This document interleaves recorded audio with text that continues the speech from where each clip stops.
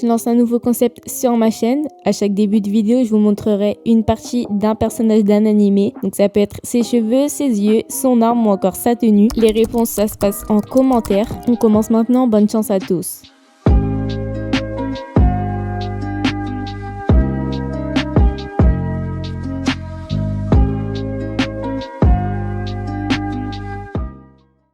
Hey, salut à toutes et à tous, c'est Ems. J'espère que vous allez bien, moi en tout cas ça va super. Aujourd'hui, nouvelle vidéo et j'ai le plaisir d'être accompagnée par Lehenchi. Je le remercie d'avoir accepté de participer à ma vidéo. C'est un youtubeur qui, tout comme moi, présente des animés. Sa chaîne se trouve en description, donc n'hésitez surtout pas à aller jeter un coup d'œil et à vous abonner. Bref, on va vous présenter 5 animés où le héros semble faible mais est en réalité surpuissant. Sur ce, c'est parti.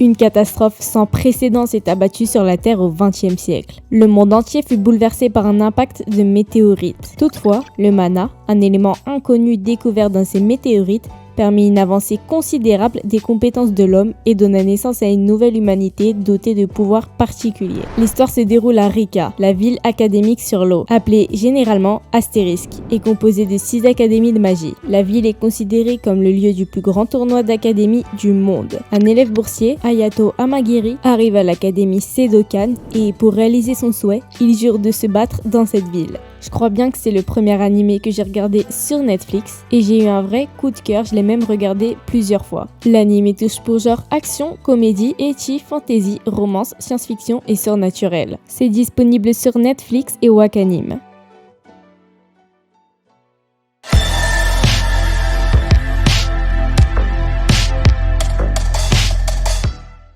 Au sein de l'académie japonaise Hagune, les élèves sont répertoriés et classés selon leur aptitude au combat ainsi que leur niveau d'escrime. Kurogane Iki est un chevalier mage novice ne possédant aucun talent particulier. En gros, il est l'un des élèves les plus faibles de l'académie, bien qu'il soit issu d'un illustre clan dont la réputation est bien connue. Malgré ses mauvaises notes et son faible rang, notre héros n'a jamais renoncé à ses rêves et espère bien un jour atteindre la plus haute marche du podium des chevaliers mages. La vie d'Iki bascule du tout au tout lorsqu'il est affecté au même dortoir que Stella Vermillon, une princesse dirigeant un modeste royaume. Belle, talentueuse et sérieuse, Stella est tout le contraire d'Iki. Elle est née avec un talent inné et nul ne peut l'égaler au combat. Qui plus est, elle est classée dans les meilleurs élèves de l'académie. En la personne de Stella, notre héros trouvera tout d'abord une rivale, mais également une alliée, une partenaire de choc qui visiblement le poussera à se surpasser au plus haut niveau. Déterminé à remporter le tournoi réunissant les 7 académies de magie les plus prestigieuses du pays,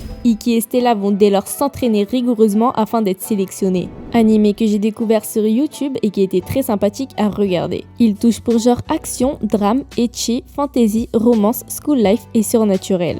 Et du coup, comme je l'ai dit auparavant, vous pouvez regarder ça sur YouTube. Hey, eh bien salutations les gens, c'est Lehenchi. Je fais ma petite apparition dans cette vidéo pour vous présenter 2 animés. Mais avant ça, voilà, je voudrais vraiment remercier Ems pour m'avoir invité dans cette vidéo. Bon allez, sur ce, c'est parti. The Irregular at Magic High School. Alors notre histoire va se passer dans un monde où la magie n'est plus quelque chose de mythologique mais devenue une réelle technologie. On va suivre Tatsuya Shiba, qui va faire son entrée avec sa sœur dans un lycée spécialisé dans la formation de personnes ayant des capacités avec la magie. Sauf que pour notre héros, ses capacités elles sont limitées, comparées à sa sœur qui a un réel don pour ça. Mais bon, tu vas voir que notre héros nous réserve quelques surprises, notamment une certaine capacité surcheatée. Et en plus de ça, il est ultra fort dans les arts martiaux. Donc tu t'en doutes, comme ses capacités en magie elles sont limitées, eh bien il est sous-estimé par tout le monde. On va donc suivre son quotidien au lycée, dans sa quête, pour montrer que même les personnes irrégulières peuvent devenir les meilleurs magiciens de ce monde. Alors cet animé je l'ai surkiffé, et ça c'est vraiment dû au caractère de notre personnage principal, que je trouve un peu froid et franchement je kiffe ce genre de personnage. L'anime touche pour genre action, comédie, romance, school life, science-fiction, surnaturel, et pour thème combat, cybernétique, école et magie.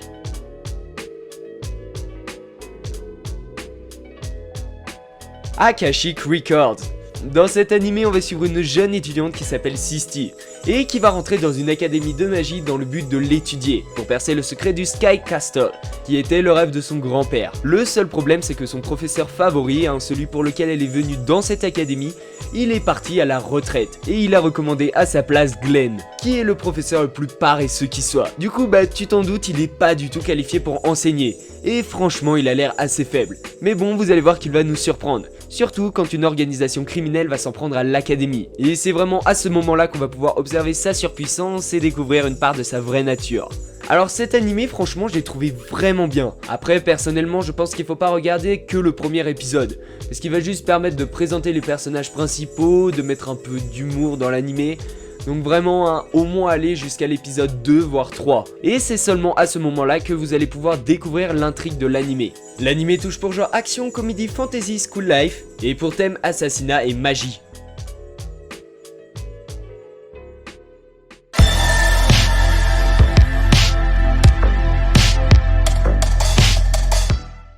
Dans un monde régi par la loi du plus fort, tout le monde possède un compteur. Il dénombre un certain fait, par exemple le nombre de kilomètres parcourus ou encore d'adversaires vaincus. La particularité, c'est que les personnes ayant un compteur élevé ont l'autorité sur les plus faibles. Et bien entendu, en ce qui concerne les combattants, cela détermine aussi leur niveau de puissance. En revanche, si votre compteur atteint 0, vous sombrez dans les abysses. Licht, un homme masqué qui protège les faibles avec son épée, va y faire la connaissance de Hina, une jeune fille droite et honnête, partie à la recherche de l'as légendaire. Et tout cela afin de respecter les dernières volontés de sa mère. Leur rencontre va provoquer la révélation progressive des secrets de ce monde régi par les contes.